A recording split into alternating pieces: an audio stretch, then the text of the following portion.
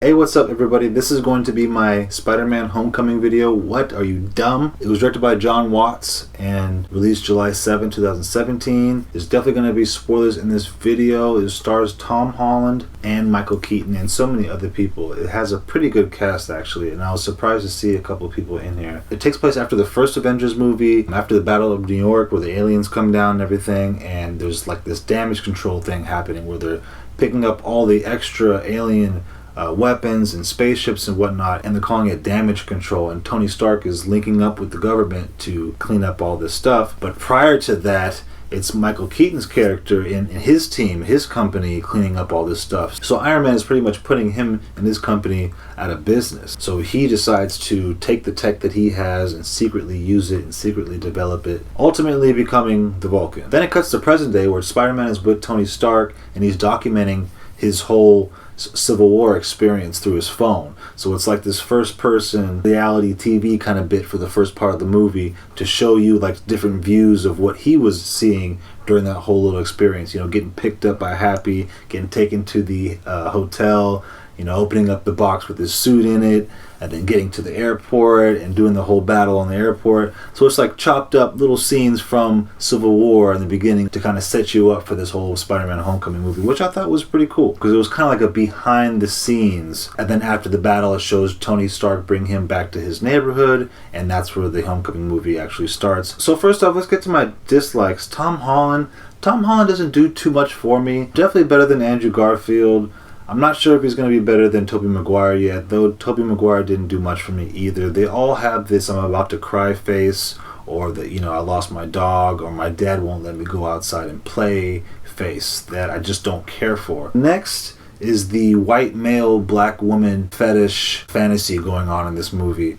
That is in two places. One is with Peter Parker and his girl that he likes at school, who's like a black chick. And the second is towards the end when you find out that her father, the black girl's father, is actually Michael Keaton. So Michael Keaton is her dad and her mother is a black lady. So you got Michael Keaton and this black lady, and, you know, Tom Holland and the black daughter. It could have been for creative purposes to kind of put like a spin, like a plot twist in there, which is cool and all, but we just have to be aware of the negative connotations that white male black woman thing has because of slavery and whatnot. So the next thing I did not like was the bootleg Tom Hardy. I was thinking that was Tom Hardy for a second. It was like a setup for Venom, but it turns out that's not even him. It's the dude who looks like him. It's the discount bootleg version. There weren't too many things I disliked. That's pretty much it that I can think of right now. There are a few little things as far as like the timing of the movie that I can nitpick at.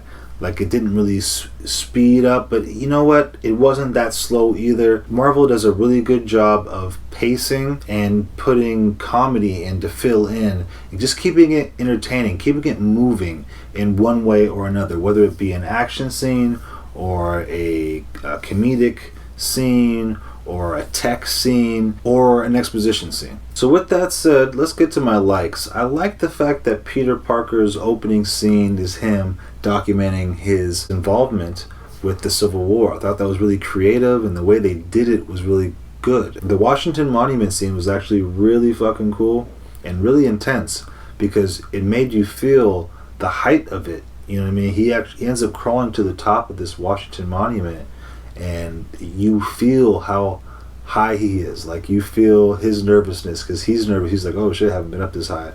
You know, you feel that. You feel the intensity of that. Next is the airplane scene. There's a scene where Happy is loading up the big plane with all the old Avengers stuff to move to the new Avengers facility. Vulcan tries to hijack it, and Spider-Man tries to stop him.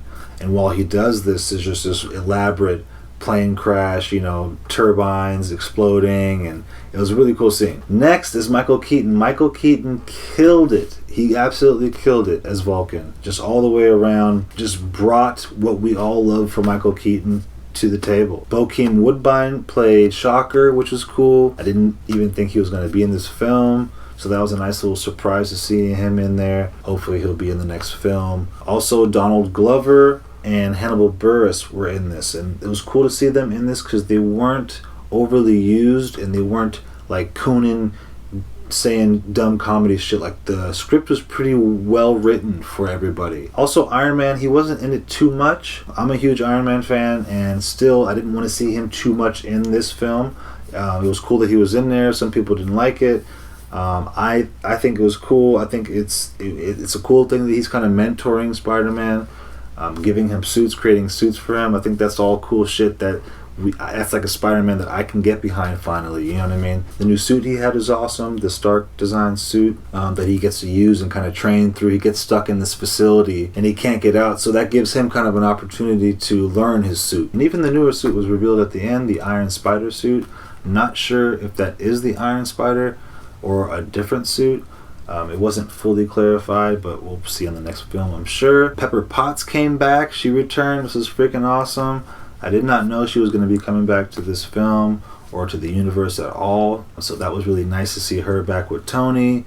And Tony actually proposed to her, I think, behind closed doors. And when Happy's loading the jet, he says there's only 3 things left. There's the Hulkbuster suit, Captain America's prototype shield, and Thor's magic belt. Those are little tiny Easter eggs there that I'm interested to see.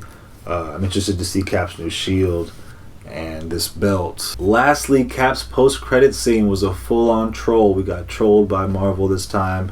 You know, he comes through with one of his PSAs like he always does in all of his movies. He always doing like a little PSA for the war or something. And this time he's talking about patience.